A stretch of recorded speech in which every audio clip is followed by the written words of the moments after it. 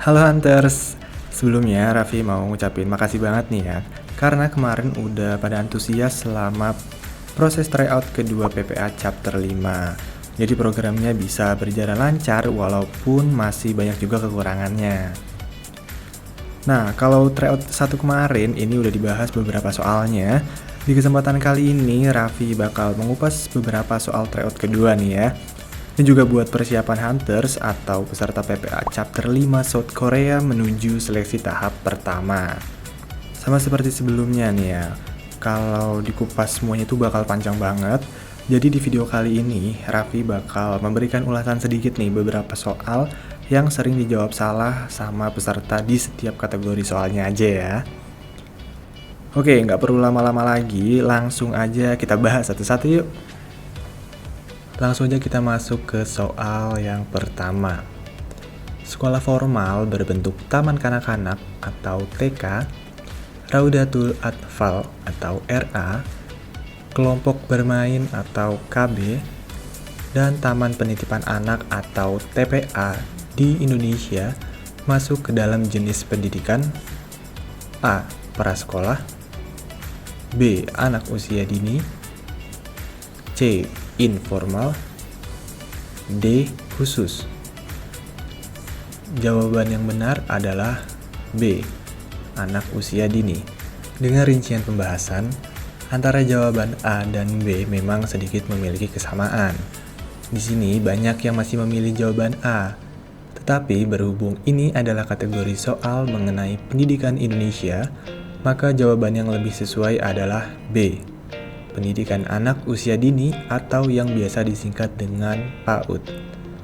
Pelaksanaan PAUD di Indonesia sendiri dibagi dalam 3 jalur. Yang pertama ada jalur formal, yaitu taman kanak-kanak, Raudatul Atfal, atau bentuk lain yang sederajat. Jalur kedua adalah non-formal, yaitu kelompok bermain, taman penitipan anak, atau bentuk lain yang sederajat. Dan jalur ketiga yaitu jalur informal, yaitu pendidikan keluarga atau pendidikan yang diselenggarakan oleh lingkungan. Lanjut ke soal nomor 3. Di Indonesia, setiap fakultas di perguruan tinggi universitas akan dipimpin oleh A. Rektor, B. Dekan, C. Direktur, D. Ketua. Jawaban yang benar adalah B. Dekan.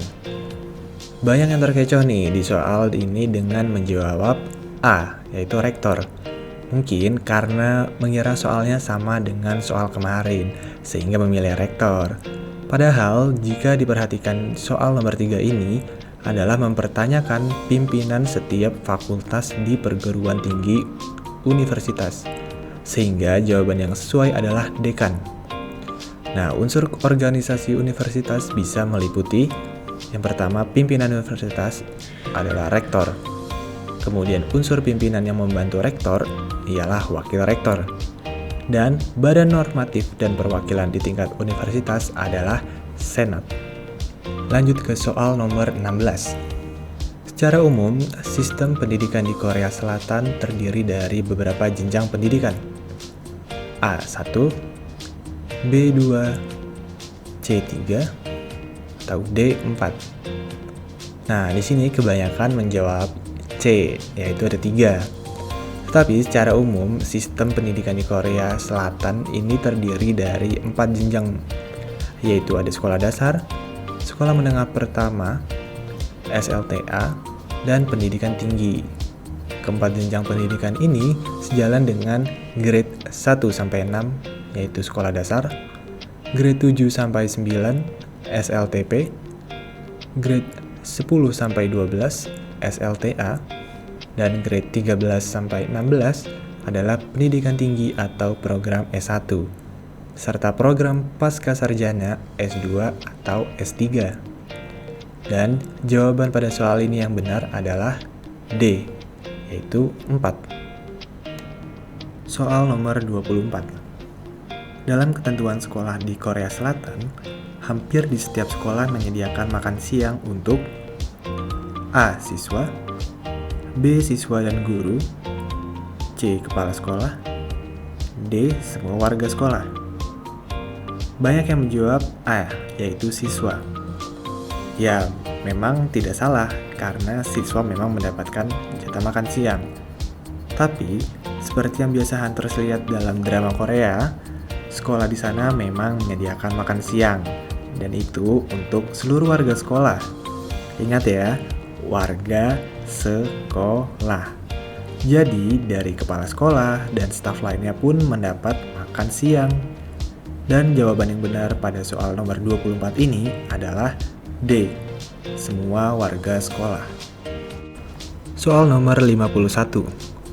Masyarakat Jepang sangat menyadari akan pentingnya landasan dan pendidikan karakter yang baik bagi manusia dan masyarakat, sehingga mereka memiliki karakter yang kuat. Nah, salah satunya adalah karena sistem pendidikan di Jepang berbasis pada budaya. A. Menjunjung tinggi senioritas. B. Adat dan kesenian. C. Pendidikan keluarga. Atau D. Leluhur terdahulunya. Dengan rincian pembahasan, masyarakat Jepang sangat menyadari akan pentingnya landasan dan pendidikan karakter yang baik bagi manusia dan masyarakat. Pola budaya pendidikan di lingkungan keluarga ini menjadi basis sistem budaya pendidikan di Jepang. Mengapa hasil anak didik dari hasil pendidikan di Jepang memiliki karakter yang kuat? Karena sistem pendidikan di Jepang berbasis pada budaya pendidikan keluarga, atau biasanya disebut dengan the education system in Japan based on family education. Pendidikan di Jepang memang menjunjung tinggi pendidikan moral. Banyak yang menjawab B dan D nih ya. Kalau jawaban D memang mendekati, tapi yang lebih sesuai adalah pendidikan keluarga.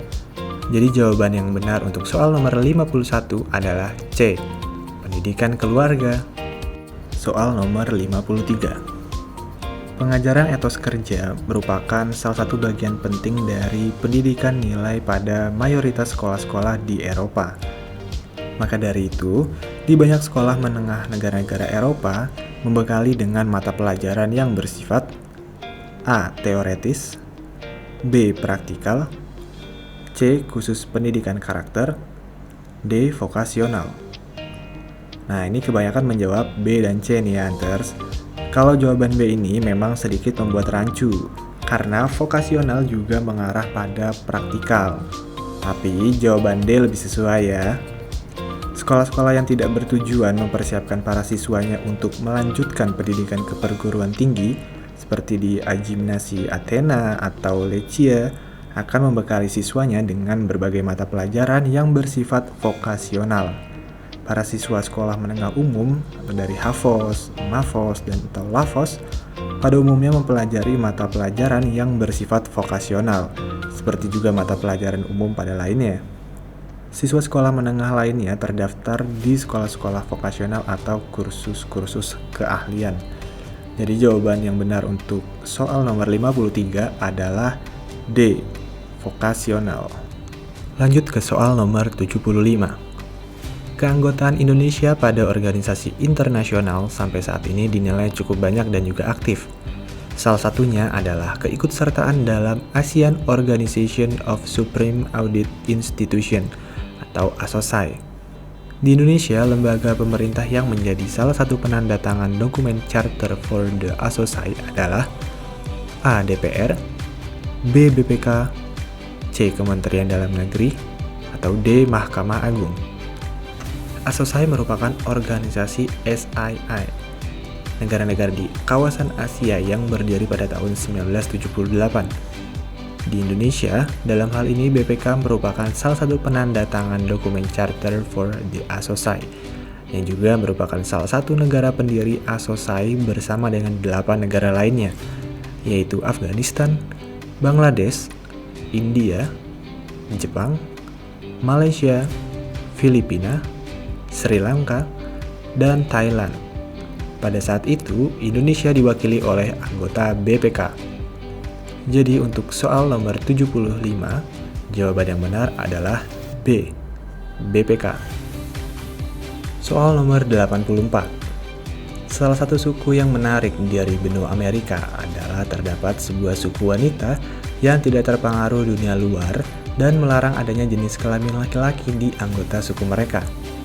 suku ini adalah suku A. Inca, B. Amazon, C. Kansas, D. Viking. Jawaban yang benar untuk soal nomor 84 ini adalah B, yaitu Amazon. Dengan rincian pembahasan, suku Inca paling terkenal karena mendirikan Kekaisaran Inca atau Tawantinsuyu adalah sebuah kerajaan yang terletak di wilayah yang sekarang adalah Peru dari 1438 sampai 1533. Ibu kotanya adalah Cusco atau Cusco di bagian tenggara Peru, di dekat lembah Urubamba di pegunungan Andes. Lalu untuk suku Amazon adalah suatu suku bangsa yang seluruhnya adalah perempuan pada era klasik dan dalam mitologi Yunani. Menurut Herodotos, suku Amazon ada di daerah perbatasan Skythia di Sarmatia atau Ukraina modern. Para historiografer lainnya berpendapat bahwa suku Amazon menghuni Asia Minor, Libya, atau India. Suku Kansas, ini suku di bagian timur negara bagian umumnya tinggal di desa-desa di sepanjang lembah sungai. Suku-suku di bagian barat negara itu semi-nomaden dan memburu kawasan besar bison. Kansas pertama kali dihuni oleh orang Amerika Eropa pada tahun 1812. Lalu suku Viking adalah suku bangsa dari Skandinavia yang berprofesi sebagai pedagang, peladang, dan paling terkenal sebagai perompak yang di antara tahun 800 sampai 1050 menjarah, menduduki, dan berdagang sepanjang pesisir, sungai, dan pulau di Eropa dan pesisir timur laut Amerika Utara, serta bagian timur Eropa sampai ke Rusia dan Konstantinopel. Selanjutnya di soal nomor 117. X, W, U, V, T, S, Q, R, P, O, titik-titik-titik, dan titik-titik-titik. Pilihan A, N dan M, B, U dan S, pilihan C, M dan N, pilihan D, L dan M. Jawaban yang benar untuk soal nomor 117 adalah C. Dengan rincian pembahasan, dalam soal deret angka dan huruf, sebetulnya tidak banyak yang mengalami kesalahan. Namun, ada sedikit yang masih keliru. Salah satunya ini nih. Kita bahas sebagai latihan juga ya.